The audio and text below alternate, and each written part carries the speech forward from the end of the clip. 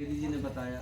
देखिए कितनी दूर से ये जो हैं उत्तर प्रदेश प्रतापगढ़ की धरती से हैं आप, और आप हमारे गृहस्थ जीवन के बड़े अच्छे मित्र रहे हैं, क्योंकि ये बात बताना आवश्यक है। और इन्होंने विचारों को समझा, त्याग को समझा, तपस्या को समझा, और आज एक मित्र यहाँ शिष्य रूप में उपस्थित है। ये सहज बात नहीं है, कम से कम हमारे लिए बिल्कुल नहीं है। जो व्यक्ति, क्योंकि मित्र की कमियां और अच्छाइयां सब देखने को मिलती हैं ना, तो ये तो मित्र थे और बहुत अच्छे मित्र थे, तो 24 घंटे की जानकारी रहती थी इनके पास।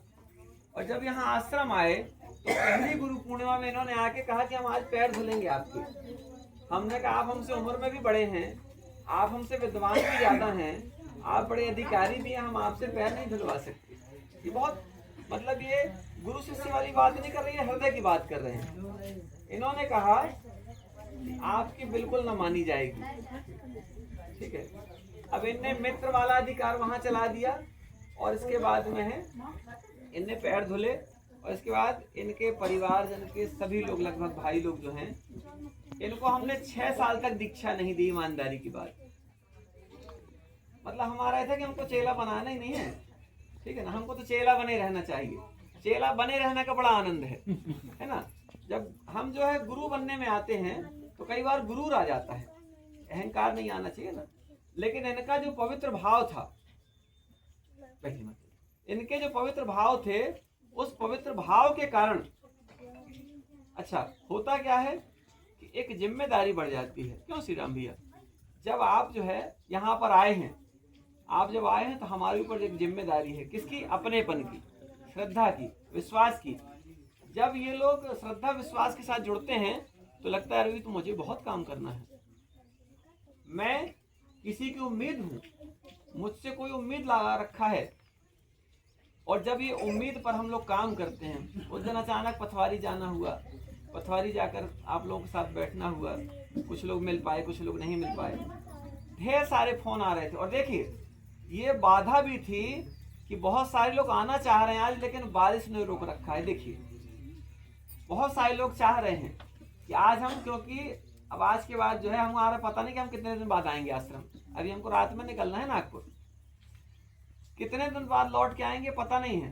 तो ढेर सारे लोग ये सोच रहे थे कि अगर आज नहीं मिल पाए तो पता नहीं अब कितने दिन बाद मिलेंगे, नहीं मिलेंगे। ये देखिए ढीमड़ खेरा के आगे से आए हैं, तिवारी जी हैं गोपालपुर से, इनके साथ में बच्चे लोग आए। आप लोग सब लोग यहाँ पर कौन आता मालूम?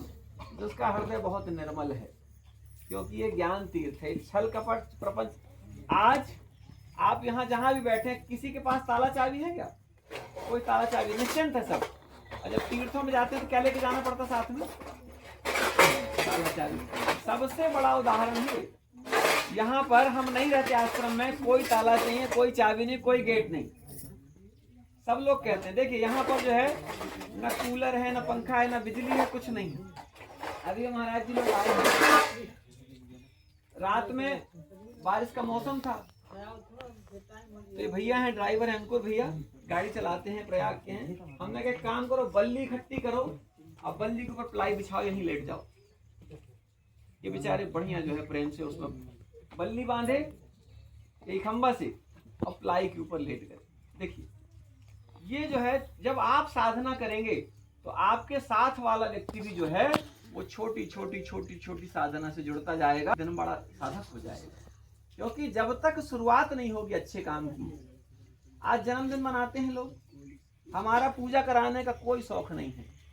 हम तो चाहते हैं कि हम सबकी पूजा करें, हमारी कभी इच्छा नहीं रहती। वो तो अभी एक जो है एक मर्यादा में आप लोगों ने बांध दिया है, और नहीं तो हमारी तो ये रहती है कि आप लोग ऊपर आसन में बैठे, हम नीचे बैठ जाएं, हमको कभी जो है। लेकिन कहीं ना कहीं आप लोगों ने जो मर्यादा में एक वो बना रखा है, बस हम इसको निभा रहे हैं। और हमको आनंद नहीं आता है इस बात के लिए कि हमारी कोई आरती करे, हमारी पूजा करे। हम चाहते हैं कि हम सबकी आरती करें, सबकी पूजा करें, खूब सेवा सम्मान करने का सौभाग्य हमको मिला है यदि, क्योंकि हमारा जीवन कीमती है, तो हमको अपने जीवन पर काम करना पड़ेगा। और जो व्यक्ति ये कहता है कि मैं गुरु पूर्णिमा को पूर्ण रूप से मानता हूँ, उसको गुरु की सारी बातों को, जिस तरीके से यदि पुत्र अपने पिता की बात को मानता है तो उत्तराधिकारी हो जाता है, ठीक है ना। और जब शिष्य है, शिष्य यदि अपने गुरु की बात मानता है तो वो संसार का अधिकारी हो जाता है।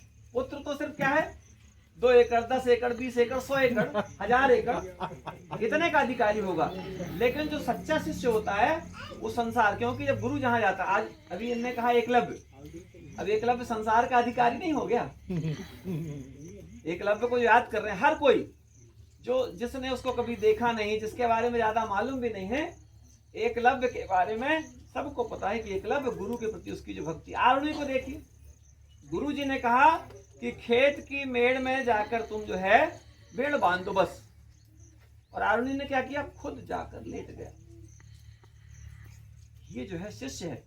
ऐसे शिष्यों की जरूरत है आज।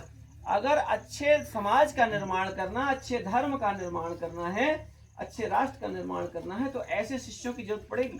आप हमारे पास आए, आप सिर्फ अपने आप को लेकर आए हमारे पास, ये बहुत बड़ी बात है। और ये विचार कर लें कि त्यागी जी जो कह रहे हैं, जो कर रहे हैं, हम इसके साथ में हमेशा समर्पित भाव से रहेंगे। कोई वस्तु मत दीजिए। अरे जब आपने स्वयं को दे दिया हमको, तब इससे बड़ी वस्तु क्या है। जिसने स्वयं को समर्पित कर दिया, ये वस्तुएं नश्वर हैं, चाहे कितनी भी मजबूत चीजें दे दें, लेकिन वो चीजें, भाई प्रसाद है, 10 मिनट, 20 मिनट, 1 घंटे, 2 घंटे, 4 घंटे, 24 घंटे बाद खत्म। ये वस्तुएं साल 2 साल बाद खत्म। लेकिन जब आपने अपने विचारों से हमको जोड़ दिया, आज त्यागी जी रहे ना रहे, ये भवन रहे ना रहे, ये स्थान चिरकाल तक जीवित रहेगा। क्यों रहेगा? अपने अच्छे कार्यों के कारण। और हर व्यक्ति इसके लिए संकल्पित होगा जब, कि मैं अपनी जिम्मेदारी मैं तो लेता हूं, कि मैं तो करूंगा ही, दूसरा कोई करे या ना करे। जिस दिन हमने बात समझ ली कि मेरी जिम्मेदारी है धर्म को जगाने के लिए, राष्ट्र को जगाने के लिए, प्रेम को जगाने के लिए, सत्य को जगाने के लिए, समर्पण को जगाने के लिए, राम कथा करते हैं, रामायण करते हैं, राम जैसा बन जाने के लिए। अगर राम जैसा नहीं बने तो हमारी 24 घंटे की रामायण, 24 घंटे की भागवत, 24 घंटे की कथा सब बेकार।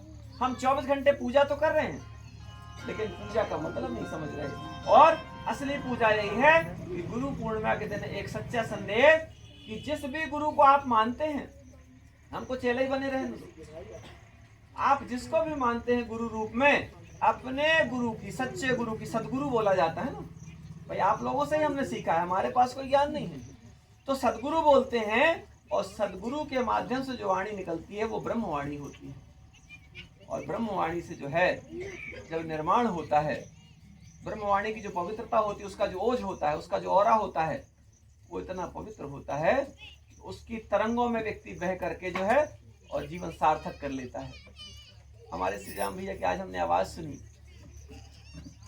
अब हमने फोन बंद कर दिया, आज हम अचानक जो इनकी आवाज सुनी। अब आप लोग इस तिरपाल लेके आए हैं, चटाई लेके आए हैं, सब लेके आए हैं, हमको इसका सत्य कहें आनंद नहीं आता। आप लोग कुछ लेके आते उसका आनंद नहीं आता, आप लोग को देखते हैं उसका आनंद रहता है। आप लोग जब मुस्कुराते हैं, आप हमारी भावना से बहुत अच्छे से सारे लोग परिचित हैं, जब आप लोग मुस्कुराते हैं ना, उस समय हमको जो आनंद आता है, हम चाहते हैं कि आप लोगों के चेहरे पे हमेशा ऐसी मुस्कान बनी रहे। आपने हमको संसार की सारी संपत्ति दे दी इस मुस्कान की, और ये मुस्कान कब बनी रहेगी? जब हम सब लोग, ये छोटे छोटे नन्हे मुन्ने बच्चे, ठीक है ना, आप लोग ये मत समझिए यहाँ पर कितने, संख्या से मतलब नहीं है, यहाँ पर जितने लोग भी उपस्थित हैं ये सब बहुत सुपर सिलेक्टेड लोग हैं। हमारे ठाकुर साहब देखिए बंगला से अभी अभी यात्रा कर रहे थे, ठाकुर साहब हैं बंगला से, ये कहीं ना कहीं कि हमको पहुंचना है महाराज जी पास, नहीं तो फोन कर देते महाराज जी चरण वंदन करते हैं, आज गुरु पूर्णिमा है, ठीक है ना। लेकिन सच्चा हृदय, आप लोगों का सच्चा हृदय कि नहीं हम तो जाएंगे ही, नहीं तो फोन कर देते महाराज जी पानी के राज रहने दो, ठीक है ना। लेकिन ये बहानेबाजी जिसको करना है, अगर हम बहाना बनाते आज तो हम कह देते भैया जी हम लखनऊ में है, बनारस में, काशी में है। इसलिए चूंकि अभी हमारे सभी संत जन जो हैं अभी पोथी खोल के बैठे हुए हैं, इनकी वाणी भी सुन लें। कुछ लोगों को हो सकता है, कुछ माताएं हमारी खरेटा से माता जी आई देख लो, जाने वाली हैं और आ रही हैं, ठीक है ना। लेकिन जो है इनका इतना पवित्र भाव है, ये बराबर हर महीना 15 दिन में फोन कर करके पूछती रहती हैं कि महाराज जी कब आओगे कब आओगे। इनकी बेटियां हैं, आप सोचिए, ये जितनी हमारी माताएं बैठी हैं,